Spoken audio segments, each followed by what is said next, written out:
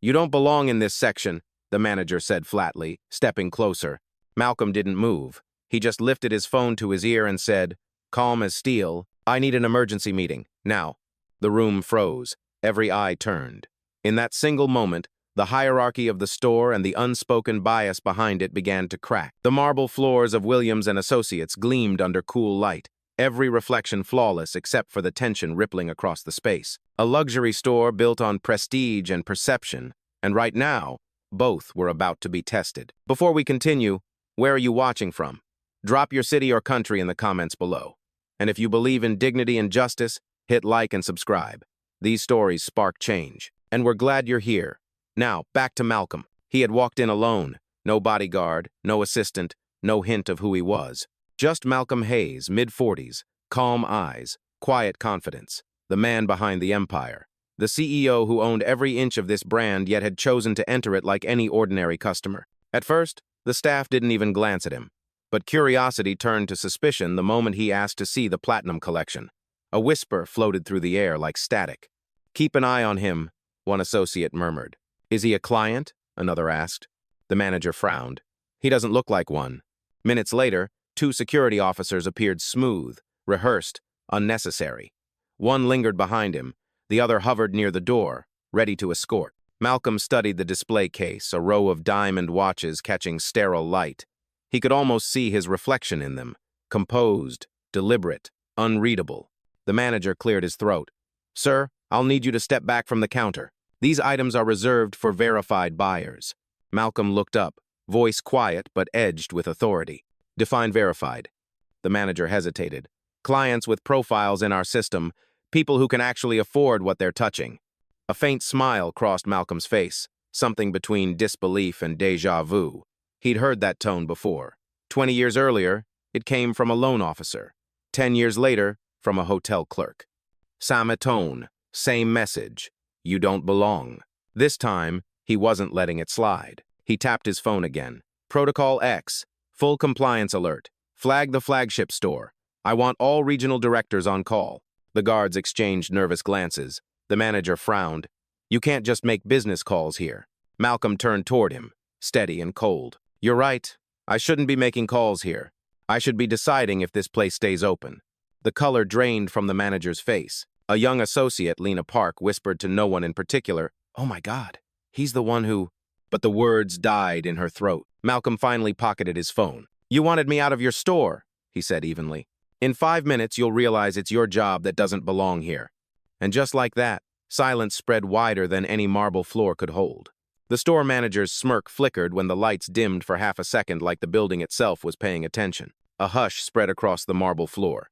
Somewhere above, a faint chime echoed from the speakers. "System under review," a calm, automated voice announced. "Audit protocol initiated." No one knew what that meant except Malcolm Hayes. He slipped his phone back into his pocket. The moment he did, a large digital screen behind the counter blinked awake. The store's logo disappeared, replaced by a seal none of the staff had ever seen before. Corporate Ethics Board, Live Link established. The manager's face drained of color. "What the hell is this?" he muttered. Malcolm didn't answer. He simply looked at the guards still standing near him. "You can step back now," he said quietly. "Your part's over." They hesitated, uncertain whether to obey a man they'd just been told to escort out. But his tone flat, composed, undeniable made one of them take a full step backward. A small crowd had gathered near the entrance. Phones were out. A few customers whispered to each other. "Is this a setup? Wait, that guy looks familiar." Behind the counter, the young associate, Lena, spoke up. Her voice shook, but she didn't back down. I think he's telling the truth. I've seen his photo before. He's in the company newsletter." The manager spun on her. "Enough, Lena. You don't know what you're talking about." Malcolm finally turned his gaze toward him, calm but sharp as glass. "Her name's Lena, right? You might want to listen to her. She's the only one here using her eyes instead of her prejudice." The manager opened his mouth to reply, but before he could, the speaker above them came to life again. "Mr. Hayes," a woman's voice said, steady, professional, unmistakably authoritative. "Corporate HQ connected. We're observing in real time. Please confirm continuation." Malcolm looked straight up, then spoke evenly. "Confirm. Continue." The room erupted in whispers. The manager stumbled back a step, muttering, "You've got to be kidding me." Malcolm walked toward the counter, his reflection stretching across the polished floor. "You asked me to leave your store," he said, each word slow and deliberate. "Now you're part of a live investigation into how my employees treat customers who don't fit your picture of wealth." Lena froze. The guards looked at each other. One quietly whispered, "Sir, are we being recorded?" Malcolm gave a single nod. "For your sake, I hope you behave better on camera than you did 5 minutes ago." The store fell silent again. Even the air felt heavier. Outside, a small crowd began to gather at the glass doors, drawn by the tension they could sense through the walls. The manager tried one last time. "You could have said who you were from the start." Malcolm's reply was quiet, cutting. "I shouldn't have to announce power to deserve respect." The screen behind him pulsed with light. The system's voice returned one last time. "All footage archived. Compliance board notified." And in that instant, every person in the store understood this wasn't just a customer complaint. It was Judgment Day. The silence that followed didn't feel empty. It felt like the pause before a verdict. Every employee in the showroom stood frozen. The air conditioning hummed louder than anyone dared to breathe. Malcolm stepped closer to the counter. The manager took a small step back, his voice cracking. "This is insane. You're staging a show." Malcolm's tone never changed. "No, I'm staging accountability." The wall screen flickered again. A soft beep echoed through the store, followed by the calm voice from earlier, his assistant, Carla Evans. "Mr. Hayes, this is headquarters. Live audit confirmed. 3 senior directors are now connected." Gasps rippled through the room. Lena covered her mouth. One of the security guards lowered his head, whispering, "Oh my God." The manager laughed weakly, still clinging to denial. "You expect me to believe the CEO of this company just walked in here, dressed like that?" Malcolm tilted his head slightly. "That's exactly the point. You saw the clothes, not the person." Carla's voice continued over the speakers. "Mr. Hayes, all staff IDs have been logged. The branch manager's prior complaints are now visible. Multiple incidents of customer profiling in the past 6 months." The manager's eyes darted toward the camera. "That's not true. Those reports were cleared." Malcolm folded his hands behind his back. "Cleared or buried." The lights above the counter flickered again, and one of the customers who had been filming whispered, "He really is the CEO." Another voice added, "I'm streaming this live. People are already sharing it." Malcolm didn't turn toward them. He didn't need to. The moment had already gone public. "Let me make something clear," he said. "I didn't come here to embarrass anyone. I came here to see how this store treats people when they think no one's watching." He paused. "Now everyone's watching." Lena finally found her voice. "Sir, I'm sorry. I should have said something sooner." He looked at her gently. "You just did, and that matters." The manager's composure broke. "Please, Mr. Hayes, I didn't mean..." Malcolm raised a hand, stopping him mid-sentence. "You meant every word. You just didn't expect consequences." Carla's voice returned, clear and unwavering. "Ethics Board authorizes immediate suspension of local management. Proceed as you see fit, Mr. Hayes." The store went dead quiet. Malcolm's voice carried like steel through glass. "Effective immediately, this branch is closed pending review. Every sale, every file, every recording locked." He turned to Lena. "You'll stay. You'll help lead the reset." The security guard stepped aside, unsure whether to salute or apologize. The manager tried to protest, but the tablet on the counter blinked red, access revoked. Malcolm looked around one last time. Luxury isn't about who walks through the door. It's about how you treat them when they do. Then he turned and walked out, no entourage, no applause, just the weight of truth trailing behind him. Behind him, the lights dimmed again, and on the digital screen, one final message appeared in gold letters. "Protocol complete. Bias logged. Reform begins." The doors closed behind Malcolm with a quiet click, sealing the chaos inside the showroom. But the silence that followed wasn't peace, it was fallout. Through the glass, customers and bystanders still pressed against the window, phones raised, trying to catch the end of something historic. Inside, the manager slumped behind the counter, pale and shaking. The word "suspended" glowed in red across his tablet screen. He tried to log in again, but every attempt was met with the same response. Access denied. Lena stood frozen near the display case, heart pounding. The guard beside her finally whispered, "That guy. He wasn't bluffing, was he?" She shook her head slowly. "He's the founder." "Oh." Outside, Malcolm stopped on the steps, pulled out his phone, and looked up at the skyline reflected in the glass tower across the street. The same building bore his company's name in chrome letters. His voice was calm when he spoke. "Carla, send the internal memo. I want a company-wide meeting within the hour, every department, every region." Carla's voice came through steady as ever. "Already in motion, sir. News has spread. Employees are watching the live stream." He exhaled quietly, the kind of breath that came from years of patience finally running out. Then they'll understand why reform starts today. Back inside the store, the giant screen still glowed with the ethics board seal. Carla's voice echoed again over the intercom. "Branch audit complete. Data forwarded to corporate legal. All staff will receive notice of review within the hour." The remaining employees huddled together silent, ashamed, waiting. The weight of exposure had replaced arrogance. Even the polished glass cases seemed to reflect guilt instead of diamonds. The manager finally looked up at Lena. "He can't really shut us down like that, right? There has to be a process." Lena stared at him, her voice soft but firm.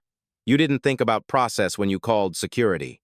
The lights flickered once more, followed by a single chime. "This facility is now locked for compliance inspection," the automated voice said. Panic spread in whispers. "Locked? Are we trapped?" Lena turned toward the entrance, where the security system had engaged. Glass panels shimmered faintly under the emergency lights. "No one's trapped," she said. "We're just being seen." Outside, Malcolm's car pulled up to the curb, a sleek black sedan, windows tinted, engine purring like calm authority. Before stepping in, he glanced back once at the store. Through the glass, he could see the employees standing together, uncertain, but changed. Carla's voice came through again. "Sir, press is asking for a statement. What should I tell them?" Malcolm paused, watching the reflection of his own logo over the entrance. "Tell them I didn't fire a team," he said. "I corrected a culture." He got into the car, closed the door, and for the first time that day, allowed himself to exhale fully. As the vehicle pulled away, the screen inside the store went dark, then lit up one final message across the wall. "Reform activated, leadership accountability required." And for the first time, in the silence that followed, even the air inside Williams and Associates felt different, like it was learning to breathe again. 47 minutes later, the headquarters of Williams and Associates was no longer quiet. Every screen in the tower glowed with the same urgent banner. Emergency company, wide meeting, CEO Malcolm Hayes addressing all divisions. From Los Angeles to London, thousands of employees logged in. Some were nervous, others curious. Many had already seen the viral clip. Malcolm, calm and unshaken, facing down his own staff inside the luxury flagship store. In the boardroom at the top of the tower, Malcolm stood by the panoramic window overlooking the city. He wasn't rehearsing. He didn't need to. Behind him, Carla Evans adjusted the feed connection. "Sir, we're live in 60 seconds. Attendance count over 12,000 logged." Malcolm nodded once. "Let's begin." The screen flashed to life across every office and retail floor. His image appeared sharp suit now, but the same quiet intensity in his eyes. "Good morning," he began, voice steady. "If you've seen the footage from earlier today, then you already know why we're here." He paused just long enough for the weight of his words to settle. "I built this company 20 years ago with one rule.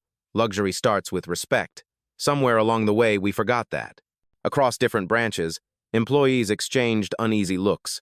In Miami, a store clerk whispered, "He's really doing this live?" In Chicago, a manager turned pale. Malcolm continued, "Today wasn't a publicity stunt. It was a test, and we failed it. What happened in our own store this morning is unacceptable. Not because You don't the belong CEO in was this section, disrespected, the manager but because said flatly, anyone could have stepping been. closer. Carla advanced Malcolm the slide didn't deck move. silently. He just beside lifted him. his phone to his Images ear of and the said, flagship store "Calm as appeared. steel. Screenshots I need from an the emergency audit, meeting. security Now." footage, The room timestamps, froze. and Every eye transcripts of turned. biased In remarks. that single moment, every one of these the hierarchy moments, of the Malcolm store said, and the unspoken represents bias a choice. behind it began And to starting crack. now, The marble choices floors of have Williams and consequences. Associates The gleamed chat under panel cool beneath light. the live stream Every erupted. reflection Is he flawless firing except them for the live? tension rippling He's across serious. the space. This is the end A of old luxury culture. store built on Finally, prestige and accountability. perception. Malcolm And right looked now, directly into the camera. both were about Effective to be immediately. tested. Before we All branch continue, leadership will where are you undergo watching bias from? and integrity Drop review. your city or country Stores in the under comments investigation below. will be And if you suspended believe in until cleared dignity by and corporate justice, ethics. hit like Every and subscribe. employee, no These matter stories position, spark will change. complete And empathy we're glad and you're equity here. training Now, by the end back of to this Malcolm. quarter. He had walked in alone. He glanced No briefly bodyguard, toward Carla, no assistant, who gave a no subtle hint nod of who he confirming was. the activation. Just Malcolm Hayes, Then his tone mid-40s, shifted softer, calm but eyes, heavier. I don't need Quiet confidence. perfection. The man I need behind the awareness. empire.